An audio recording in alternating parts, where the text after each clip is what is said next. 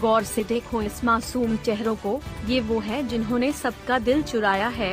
कृपया आप इनके चक्कर में मत आए, ये अक्सर लोगों को अपने प्यार में फंसाते हैं। पहले आपसे मीठी मीठी बातें करेंगे, फिर आपका दिल चुराएंगे और ये फिर आपके रातों की नींद, दिन का चैन भी चुरा ले जाएंगे। अगर आपको अपना दिल बचा के रखना है तो कृपया इस मासूम की बातों में न आए। अगर ये मासूम आपको किधर भी दिखे तो अपने नजदीकी प्यार के स्टेशन पे खबर करें।